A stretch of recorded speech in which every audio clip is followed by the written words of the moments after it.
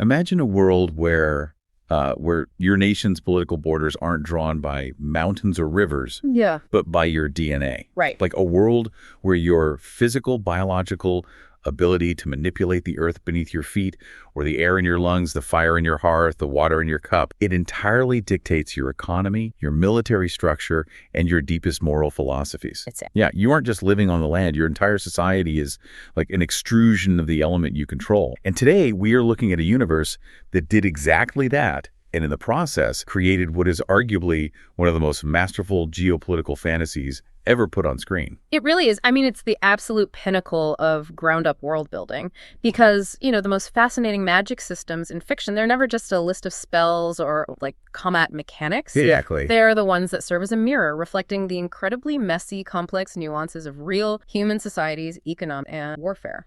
Welcome to the Deep Dive. We were so glad you're here joining us today.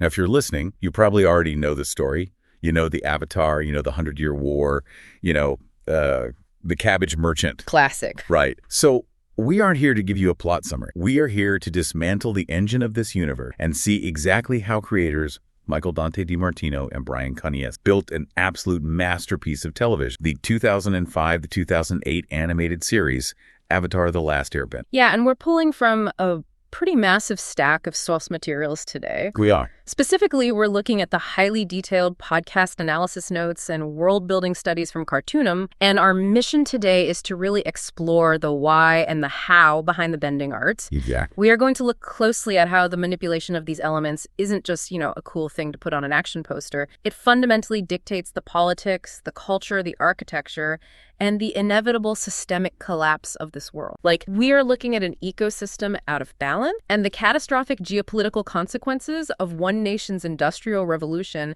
disrupting a spiritually based global order. Okay, let's unpack this, because I think to really understand why this series operates on such a high narrative level, we have to look at the board this game is played on. Like, if you're building a house, you don't just start painting the walls, right? You have to pour a foundation. Right. You need the groundwork. Exactly. Yeah. So we need to talk about the geopolitical foundation. The Cartoonum notes make a brilliant point right out of the gate, which is that these aren't your generic fantasy kingdoms with slightly different colored flags. No.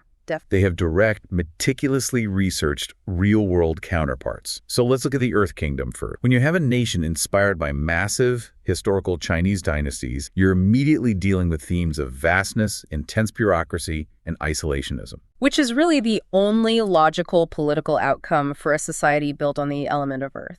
I mean, if you look at the real-world historical parallels, ancient China provides that immense geographic. You've got sprawling farmlands, impenetrable mountain ranges, massive walled cities, and it gives the fictional world this immediate, undeniable weight. When your primary cultural mechanism is the ability to literally shape rock, stone, your society is going to value stability, history, and physical boundaries above all. You build walls, you dig in, you outlast. You outlast, exactly.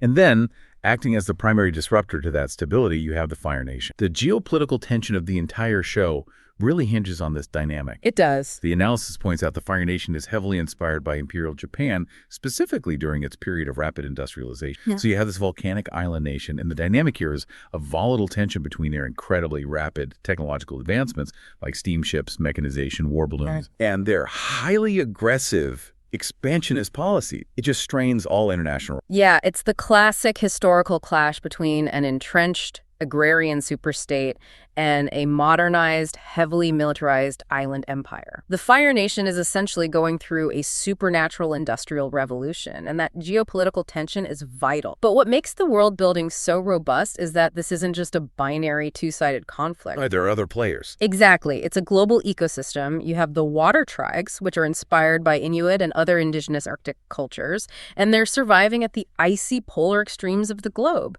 And then you have the Air Nomads, deeply influenced by Tibetan monastic cultures, inhabiting these remote, inaccessible mountaintops. But here's where we need to dig deeper. Because it's one thing to say, oh, the water tribes are like the Inuit because they wear parkas and live in igloos. Yeah, that's just surface level. Exactly. It's aesthetic borrowing. What's Jiran Zhao's cultural commentary in the Cartoonum studies highlight so beautifully is that the cultural synthesis goes right down to the bone. The architecture, the clothing, and most importantly, the martial arts styles themselves are intrinsically linked to the cultural philosophies of these real-world inspirations. What's fascinating here is how the animators matched the physical movement to the geopolitical mindset. The way an Earthbender fights is, well, it's fundamentally different from how a Waterbender fights because the real-world martial arts they're based on are rooted in entirely different ways of interacting. Right. So Hungar for earth, Tai Chi for water. Hungar is all about deep-rooted stances. You don't move, you let the opponent break themselves against your defense. Like a ruck. Exactly. And Tai Chi is about yielding, redirection, using the opponent's momentum again. Then you have Northern Shaolin, used for firebend, highly aggressive, with sweeping, extending kicks. It's expansionist by its very physical nature.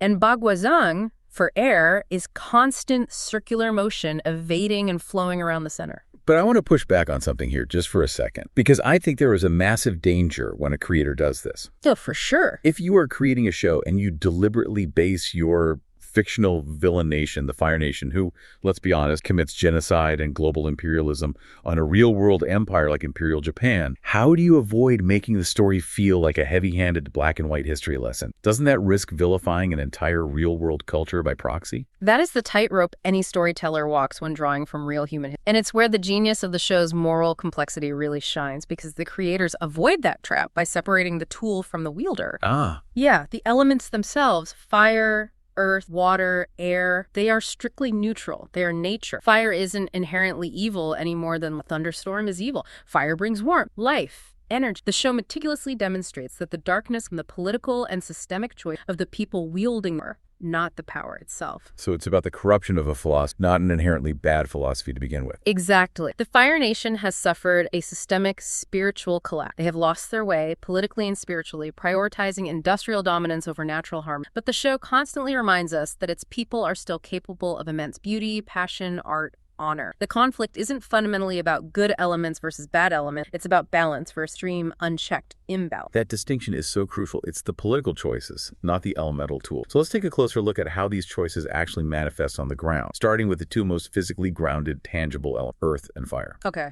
We talked about the Earth Kingdom being huge, but let's zoom in on its capital, Ba Sing Se. The specific words the Cartoonum source notes use to describe this city are walled and layered. And I think we need to really sit with what layered means in a society built entirely on the concept of unyielding Earth. Yeah, walled and layered is incredibly evocative because it's both architectural and sociological. When your dominant philosophy is resilience, stubbornness, and maintaining the status quo, your capital isn't just going to be a fortress, it's going to be a physical manifestation of a rigid caste system. Exactly. It's politically layers. Yeah. You have the lower ring, the middle ring, the upper ring, all separated by these massive stone walls. And those walls aren't just keeping the Fire Nation out, they're keeping the citizens in their place. Right. The notes bring up the Dai Lai, the secret police of Ba Sing Se. And to me, the Dai Lai are the most terrifying concept in the entire show. Oh, absolutely. They maintain order and heavily influence politics, but they do it by completely perverting the concept of Earth. Earth is supposed to be protective, a foundation. But the Dai Lai use it as a gag. They use rock gloves to literally silence people. They build underground, hidden facilities to brainwash citizens. It's a rigid, immovable bureaucracy where justice is just another word for total suppression of truth. It perfectly mirrors the stagnation of their element. I mean, Earthbenders draw their strength directly from the land. The podcast sources call Earth the most stubborn element. But what's really intriguing is that despite the Dai Lai and the stagnation of Ba Sing Se, the notes also describe Earth as surprisingly progressive. See, I struggled with that when I read it. It seems weird, right? Yeah. How can a heavily walled, deeply bureaucratic, secret police-run society be categorized as progressive? It sounds totally contradictory, but if we look at the core of what Earth represents in this universe, it's about endurance. A stubborn element shapes the future, not by rushing forward blindly, but by outlast opponent. It's about the slow, deliberate building of unbreakable. Resilience is inherently progressive as it guarantees survival and eventual adaptation. A stone might not move, but once you place it, you can build a massive, enduring structure on top of it. The Dai Li represent the corruption of that stability, turning protection. But the true nature of Earth, as seen in characters who act connect with the dirt, is the ability to withstand any blow. Okay, I see. A slow, unstoppable momentum. You can't break it, you just have to wait for it to move. Now, contrast that entirely with the Fire Nation. The geography alone is the polar opposite. Ba Sing Se is a sprawling, flat, walled-in continent. Yeah. The Fire Nation capital, Caldera City, sits quite literally inside the crater of an active volcano. It's a literal pressure cook. The element of fire is fueled by the sun. It's described as an art and a way of life, completely driven by passion, energy, and ambition. And that ambition is culturally channeled into discipline, loyalty, and militarization. You can see the imperial inspiration shining through every aspect of their society. The uniforms, the top-knot hairstyles, the rigidly structured schools. It's a society that deeply values rapid technological advance. They aren't just throwing rock. They are building internal combustion engines and forging steel. But there's a fatal flaw in that end. The sources highlight an internal conflict that explains exactly how they became the villains of the story. It wasn't an overnight shift to evil. There's a vital historical group mentioned called the Fire Sages. Right, the sages. Yeah. Their original purpose historically was to guide the Fire Lord. They were supposed to act as the spiritual counterweight, balancing that sheer aggressive ambition with reverence for life and nature. Which is the crux of the Fire Nation's tragedy. When a society begins to value industrial expansion and military might above all else, the spiritual component, the Fire Sages, well, they get co-opted by the state. They stop serving the spirits and start serving the monarch. The nation loses its balance. Fire stops being viewed as energy and life and starts being taught purely as destruction and rage. It makes me think of a runaway locomotive. Yeah.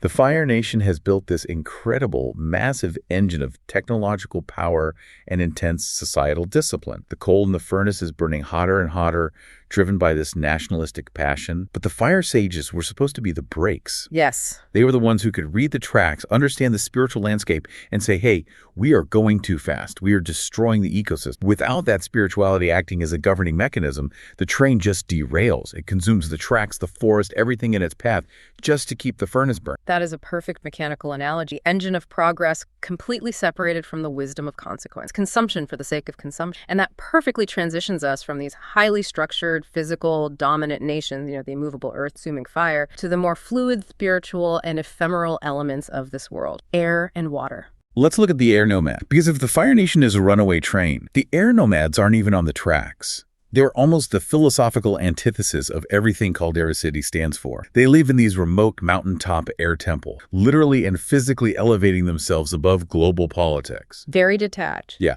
They don't have a single monarch or a fire lord dictating policy. They are governed by a council of elders. And the imagery the sources provide is so distinctly peaceful, flying bison, winged lemurs, a vegetarian diet. They live entirely by the philosophy of non-attachment, valuing knowledge, enlightenment, and what the notes call spiritual agility. Spiritual agility. I really want to linger on that because it contrasts so sharply with the stubbornness of Earth or the rigid fire. To be an air nomad is to be fundamentally untethered. It's the physical manifestation of Bagua Zhang martial art. You flow around obstacles rather than breaking through them.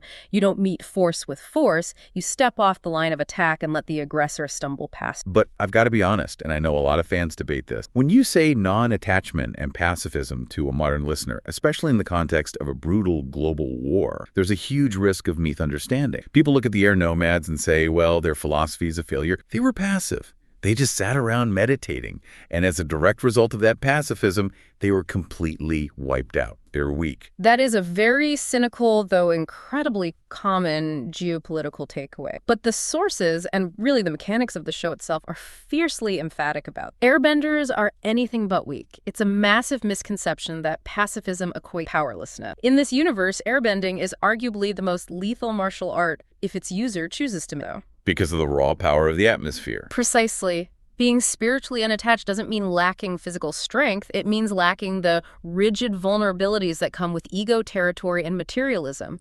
If you're an earthbender, I know exactly where your power comes from, the ground. If you're a firebender, I can wait for an eclipse or cut off your breath. But an airbend, the air is everywhere. They can create vacuums that can generate hurricane-force winds capable of eroding solid stone in seconds. Wow, yeah. When you aren't tied down to a territory to defend, you can strike from anywhere and adapt instantly. The tragedy of the Air Nomads isn't that they were too weak to fight.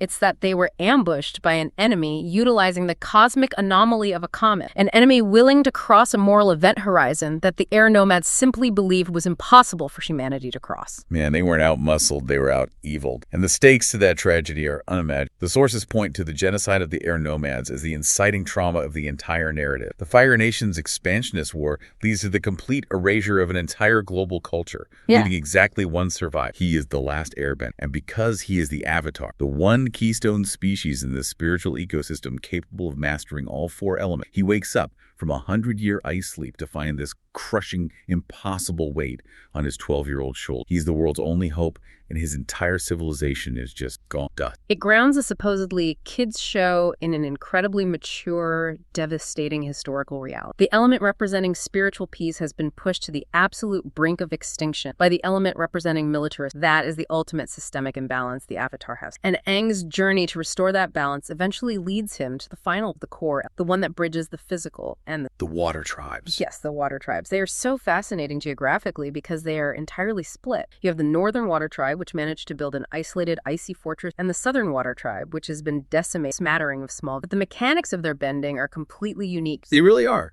With fire, you draw power from the sun, a blazing star. With earth, you draw it physically from the tectonic plates beneath your feet. But waterbenders, they look up. They harness the power of the moon and the ocean spirits. If we connect this to the bigger picture of world building, drawing power from celestial bodies perfectly embodies the core foundational trait of the water tribe, adaptability. They are inextricably linked to the push and pull of just as the moon dictates the tides, waterbending is entirely about flow, redirection, and finding the path. It's the physical embodiment of tide. They flow and pull like the tides against the Fire Nation. Makes so much sense defensively. When you face an enemy that wants to aggressively, passionately punch a hole right through your chest with concentrated heat, standing your ground like an earthbender might just get you incinerated. The stone cracks under the heat. Right. But water yields. It steps back, absorbs the heat, turns to steam, surrounds the attacker, and then drowns the fire. Precise. The water tribes survive at the harsh, unforgiving extremes of the globe because they know how to adapt to their environment rather than conquer it. The Fire Nation sees a mountain, blows a hole. The water tribe sees an ice and shapes their homes within. Their bending is a reflection of that deep, necessary harmony, the natural rhythm. Okay, so we've got the core four established. We have the stubborn resilience of earth, the consuming ambition of fire, the spiritual agility of air, and the yielding adaptability of water. The foundational map is drawn. But here's where it gets really interesting, because the podcast sources we are reviewing don't just stop at a neat, orderly four-part magic system.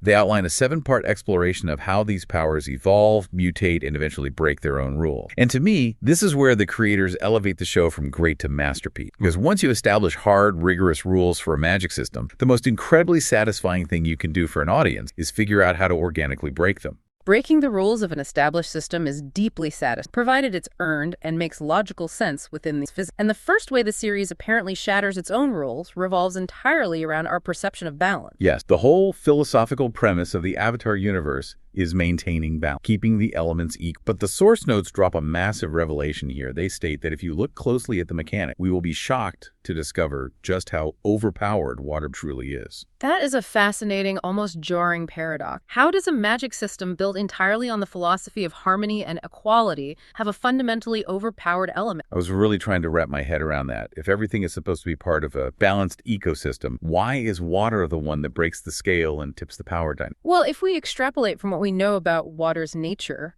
adaptability, we can begin to theorize why it inherently outclasses sheer physical destruction. Water isn't just throwing ice spikes and riding tidal waves. The sources hint at a massive secondary application, healing abilities. Oh, of course. Yeah, waterbenders can manipulate the pathways in the human body, using water as a conduit to accelerate cell regeneration. In a world consumed by a century of brutal mechanized war, the ability to heal, to literally knit flesh and bone back together on the battlefield, is an unfathomable strategic and logistical advantage. Furthermore, water is everywhere. It's in the air as humidity, it's in the vine plant, and it's in people. Oh, wow. Bloodbending. I know the notes only tease the darker edges of the magic system, but we have to talk about the terrifying implications of that. If you can bend water, and humans are 70% water, you aren't just pushing them around, you are puppeteering their actual biology. It takes the beautiful concept of adaptability and twists it into its absolute horrifying extreme. It completely corrupts the water tribe's philosophy of harmony. Instead of moving with the energy of the world,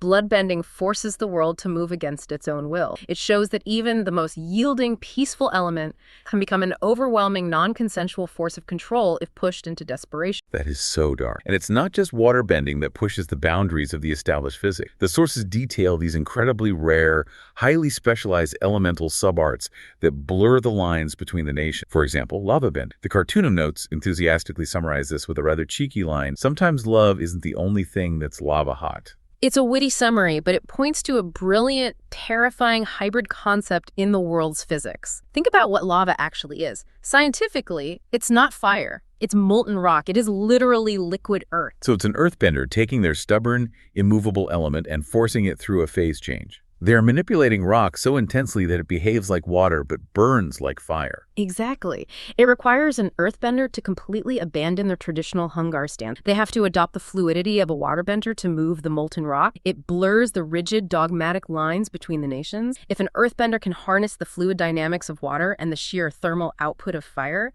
it proves that the elements aren't as strictly segregated as the geopolitical maps suggest. The illusion of separation is just that.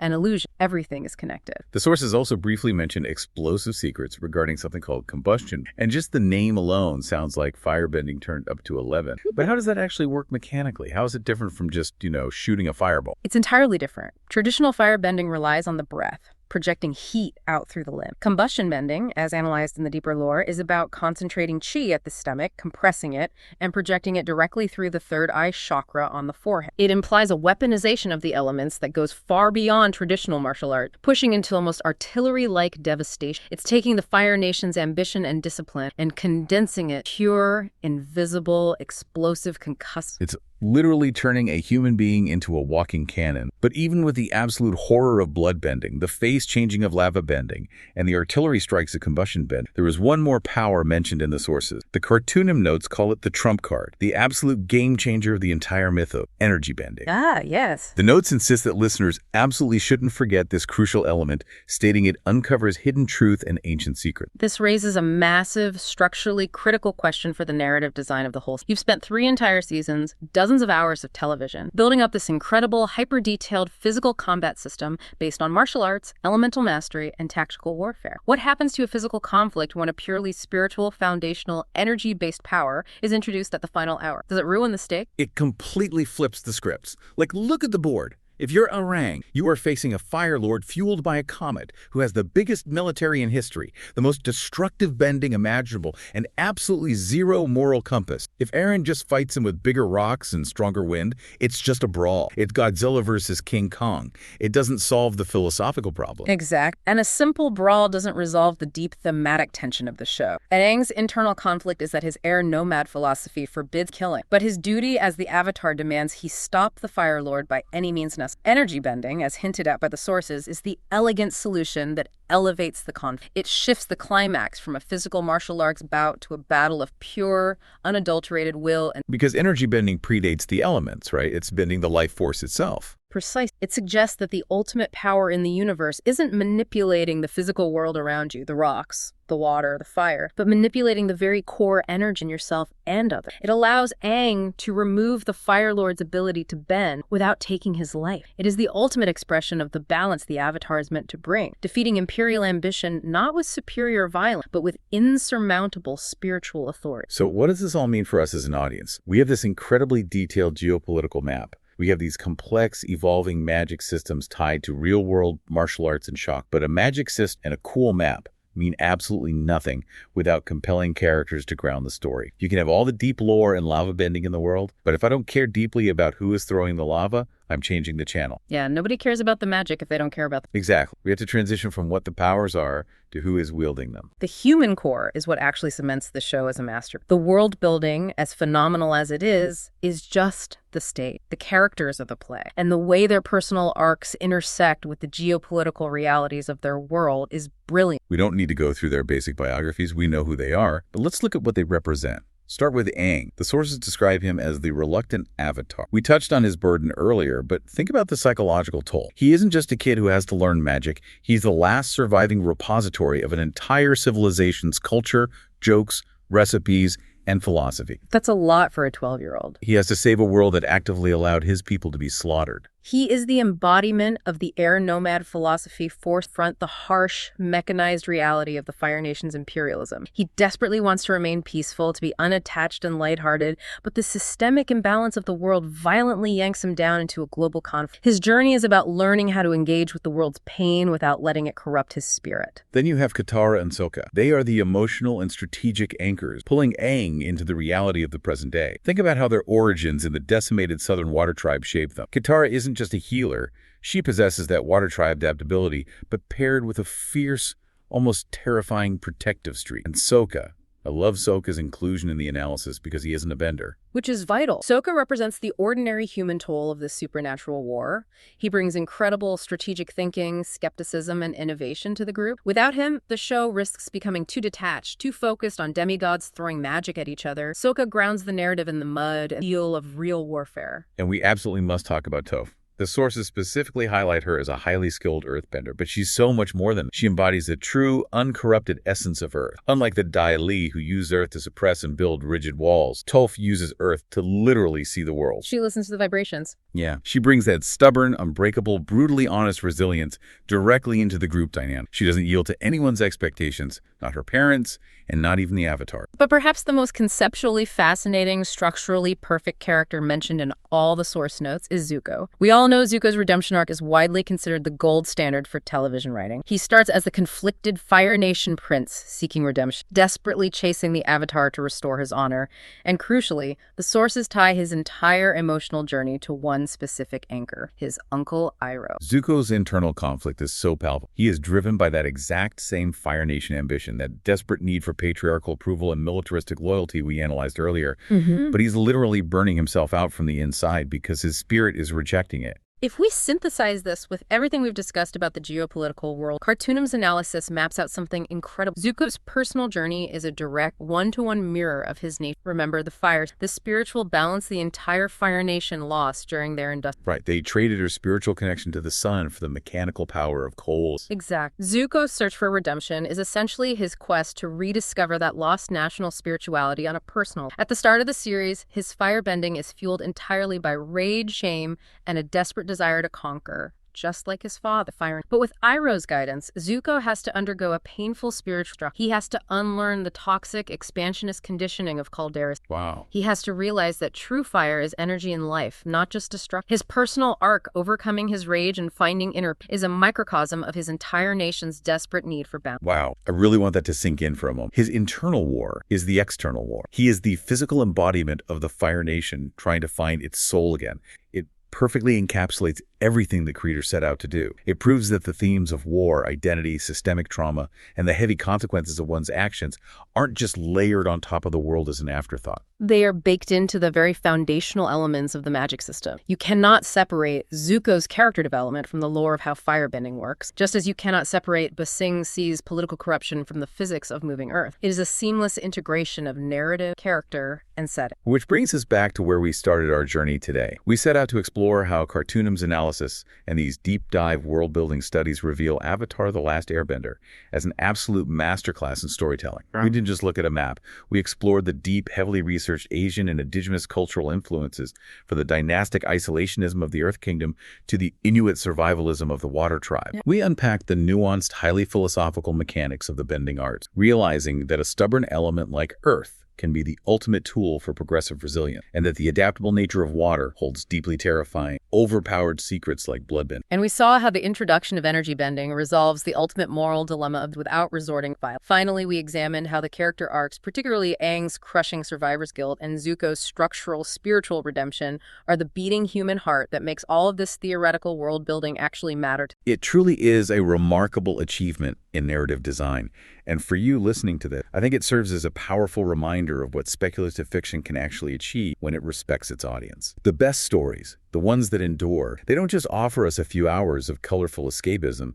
They offer us a sophisticated, slightly skewed lens through which we can view our own world. The geopolitical struggles with imperial power, the terrifying environmental consequences of losing our spiritual balance, the vital importance of cultural respect. These aren't just fantasy tropes used to sell toys. They are the defining, ongoing challenges in history. Exactly. When you watch a show like this, you aren't just watching animated characters shoot fire and throw rock. You are watching a deeply codified reflection of our own societal struggles with power, stomach corruption, and the courage it takes to heal. And that leads perfectly into a final thought, an idea I want to leave you with today. We've spent this entire deep dive talking extensively about how these fictional societies are physically, architecturally, and politically shaped by their core philosophies regarding nature. The discipline of fire, the endurance of earth, the flow of water, the freedom of air. I want you to look around your own world and ponder this. If you lived in a reality where your own modern culture's dominant philosophy literally physically manifested as your ability to manipulate the natural world, what would that look like? It's a great... How would that change the way your society treats the environment today? Would your nation's magic be a force of endless consuming expansion,